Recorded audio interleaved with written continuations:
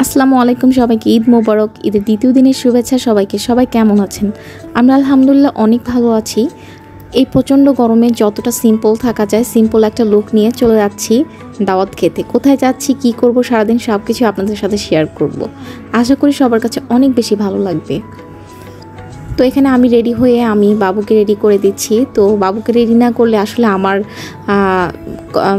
সাজাগুজা complete হয় না। তো ও সবসময় আমার কাছে সাজতে অনেক বেশি পছন্দ করে। তো ঈদের দ্বিতীয় দিন হওয়ার কারণে আমি ওইভাবে একটা ভারী মেকআপ নিয়ে নিই, সিম্পল লুক নিয়েছি।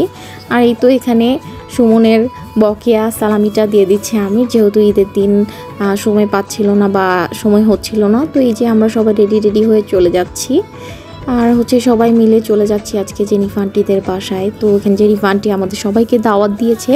তো আমরা দাওয়াতটা অ্যাটেন্ড করার জন্য চলে যাচ্ছি। বাইরে অনেক গরম। এই গরমে আসলে যতটা সিম্পল থাকা যায় ততটা সিম্পল থেকেই চলে গিয়েছি। তো যে দেখি অলমোস্ট 4টা বেজে গেছে যেতে যেতে। তো আমরা এখানে খাওয়া দাওয়া করতে বসে গেছি। তো খাওয়া দাওয়া করে দেন আমরা একটুখানি বসে গল্প সল্প করলাম, একটু আড্ডা দিলাম।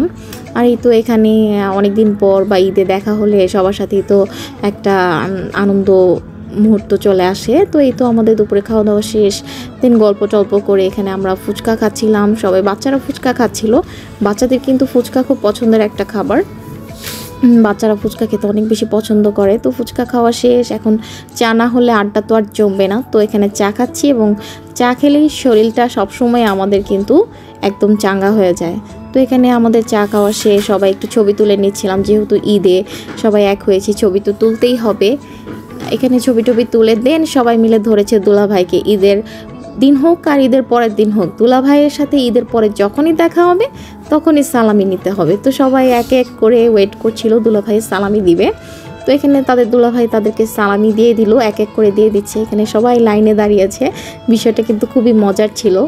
আর সালামি দিতে বা নিতে দুটোই কিন্তু অনেক বেশি মজা লাগে। তো আজকে তো আমি পেয়েছি জেনিফার আন্টিকে, আজকে সালামি না নিয়ে যাবই না। সব সময় জেনিফার আন্টি ফাঁকি দেয়, এইবার ফাঁকি দিলে চলবে না। আমাদের মুসলিমদের জন্য ঈদের চেয়ে বড় উৎসব আর হয় না। আমরা ঈদের দিন অনেক বেশি আনন্দ এবং মজা করি।